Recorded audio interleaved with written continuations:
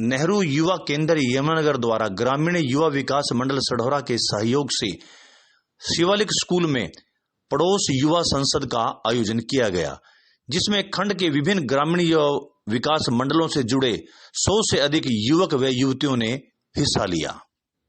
इस युवा संसद में युवाओं ने अपने विचार साझे किए। ये नेहरू युवा केंद्र जो है ये आपको मंच देता है अपनी बात रखने का। जैसा कि मैं पीछे अभी नाम पढ़ रहा था, मुझे ज्यादा जानकारी नहीं थी, पर कि पड़ोस युवा संसद, हमारे ऊपर कोई भी आके राज कर जाता है। अनपढ़ व्यक्ति वो कभी स्कूल गया नहीं, वो आपको भाषण देकर के ऐसे ऐसे चले जाता है और आप लोग कभी उसको चाय पिलाने, कभी ठंडा कहते हैं हमारे नेताजी आए, MLA जी आए। छोटे बच्चों को ज्यादा कह देते हैं सरपंच वगैरह, चल भाई पानी ले आ, चाय ले आ। उनको पता ही नहीं होता ये बात क्या है, हम क्यों इसको वोट डालें, हम क्यों इसको राजी बच्चा लाओ इसको आगे। अब कोर्स तो पूरे डिस्ट्रिक्ट यमुनानगर में नहीं है वॉलीबॉल का, वो कुरुक्षेत्र बैठा है, उसके तक वहां तक पहुंचने के लिए तो कोई माध्यम चाहिए। यदि आपको नेशनल खेलना है, नेशनल जाने के लिए कोई माध्यम चाहिए, कोई मंच चाहिए, वो ये नेहरू युवा केंद्र ये मंच देता है आपको अपनी प्रतिभा दिखाने का, आगे बढ़ने का। ऐसे कल्चर एक्टिविटी होती हैं, सांस्कृतिक कार्यक्रम हमने डिस्ट्रिक्ट लेवल पे कराए हैं। अब देखो शादी हो किसी की, सारे बच्चे अनपढ़ गुआ पे ऐसे जोर जोर के ठुमके मारेंगे ना, नाच नाच के बुरा हाल कर लेंगे, थोड़ी वो भी चल जाए दूसरा काम। जब कहीं पढ़े लिखों का कि नाचना भी, डांस करना स्टेज पे ना, ये काम हमारे बस का नहीं है, ये नहीं हम कर सकते। लेकिन शादी में नहीं छोड़ेंगे, चाहे ना वो एक कनस्तर बजाई जाए डंके के साथ, उसी पे नाच लेंगे, जनरेटर पे भी नाच लेंगे लोग तो। लेकिन जब यहाँ मंच देते हैं, स्टेज लगा दिया, सर ने मंच दिया, हाँ भी बोलना 2 लाइनें, जरा डांस करके दिखाना, नो नो ये नहीं सर, ये तो बड़ा मुश्किल है। तो यही चीजें सिखाने के लिए आपको मंच पे ये कहते हैं, जो व्यक्ति अपनी बात दूसरों के सामने ना रख सके उससे मूर्ख कोई नहीं है। यदि आपके पेट में दर्द भी है ना, और आप ये ना कह सके सर मेरे पेट में दर्द है, इसका मतलब आप जल्ले हैं, आपको अकल नहीं है। तो प्यारे बच्चों, हो सकता है कुछ युवा तो बीच में बोल भी रहे हैं, ऐसे ही है जी, ये तो रोज भाषण देते हैं लोग, मेरा भाषण तो समाप्त है। मैं तो यही कहूंगा, आपको एक मंच मिल गया, और उसमें अगर ये बीमारी आ जाती है या किसी में भी आ जाती है तो बहुत खतरे की बात है। खतरे की बात कैसी है कि अगर हमारे शरीर में ये बीमारी आ जाती है तो ठीक नहीं होती, और ये बीमारी हम जानबूझ के लेते हैं। जानबूझ के कैसे लेते हैं, मैं थोड़ा सा आपको डिटेल में बताऊंगा कि ये बीमारी है क्या। तो प्लीज आपने बहुत ध्यान से सुनना इस चीज को, क्योंकि हमारे जो प्रोग्राम्स हैं कॉलेजेस में, स्कूल्स में, युवा में और कई ऐसे संस्थाओं में इसकी जागरूकता के लिए गवर्नमेंट ने काफी एफर्ट किया है, और आज तो बहुत ज्यादा जागरूक है इस रोग के प्रति। आपने देखा होगा HIV की जो टीवी में एड चलती है, तो HIV क्या है?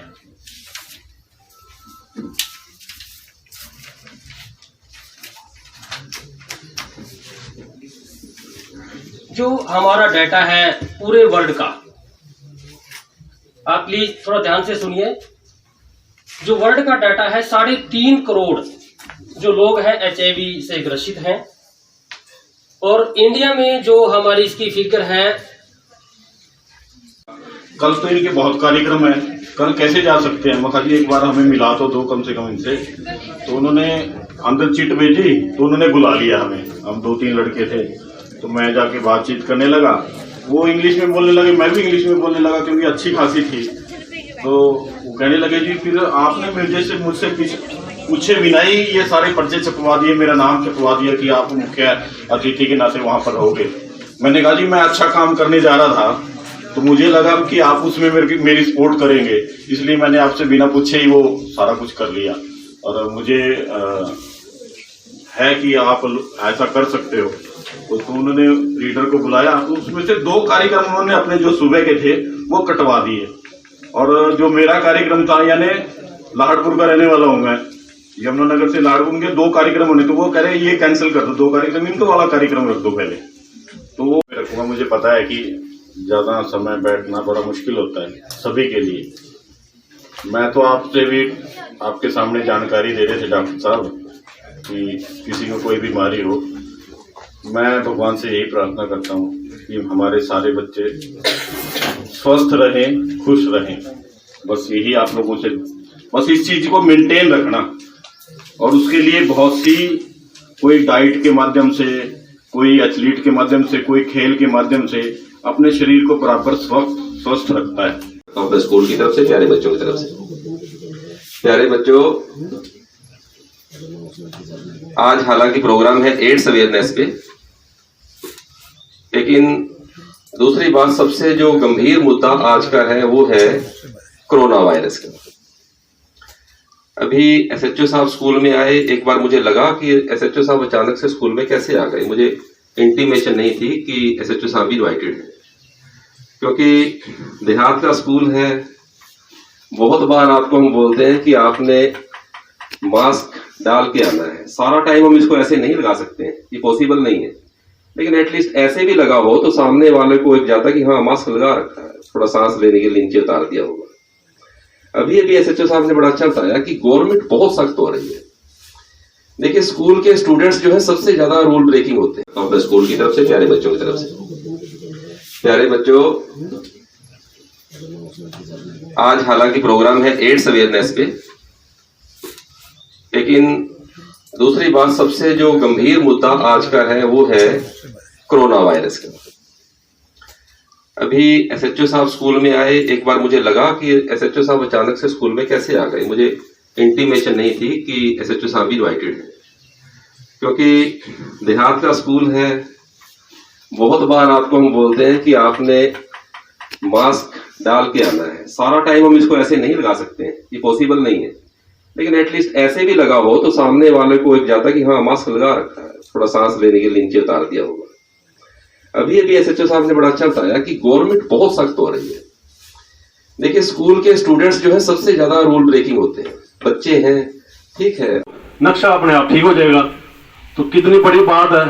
हम हमेशा यही देखते हैं कि परमात्मा ने दूसरे को क्या दिया, और इसी में अपना सारा टाइम वेस्ट कर देते हैं। परमात्मा ने हमें क्या दिया ये देखने का हमें वक्त ही नहीं मिलता। और यही बात है कि अगर हम खुद को, अपने आप को ठीक कर लें, बजाय इसके कि दूसरे को सलाह देने के या उसको ठीक करने के लिए सलाह देते हैं, खुद को ठीक कर लें तो बहुत जल्द हम भी ठीक हो जाएंगे, हमारा परिवार ठीक हो जाएगा, हमारा मोहल्ला ठीक हो जाएगा, और हमारा शहर या हमारा देश भी ठीक हो जाएगा। हमारे समाज में नशा जो है ना, नौजवानों में बहुत ज्यादा है। आज जो ये युवा केंद्र की तरफ से युवा सभा का आयोजन किया गया था, इसमें युवाओं के लिए आपका क्या संदेश है? युवाओं के लिए मेरा यही संदेश है, सबसे बड़ा तो देश जो है ना नशे की पकड़ में आता जा रहा है, चिट्टा जिसको बोलते हैं। उसके बारे में भी मैंने बच्चों को बताया कि अपने आसपास मोहल्ले में, गांव में कोई भी ऐसा नशा बेचता है तो उसको तुरंत मेरे मोबाइल नंबर 88 पे किसी भी समय आप सूचित कर सकते हैं। उसका नाम भी गुप्त रखा जाएगा और उसके ऊपर कार्रवाई की जाएगी जो नशा बेचता है। नंबर 2, हेलमेट के बारे में बच्चों को अवेयर किया है कि अपने माँ बाप को, अपने परिवार को ये कहें कि जब भी 2 व्हीलर पे चलें तो अपने हेलमेट लगा के चलें। और नंबर 3 जो आज का सबसे बड़ा विषय है ये कोरोना वायरस, इसके बारे में भी बच्चों को अवेयर किया कि घर से जब भी बाहर निकलें, अपने परिवार के सदस्यों को बताएं कि घर से बाहर निकलें तो मास्क लगा के ही निकलें, वरना तो बहुत खतरनाक बीमारी है और इससे बच पाना बहुत असंभव हो जाएगा। ठीक है।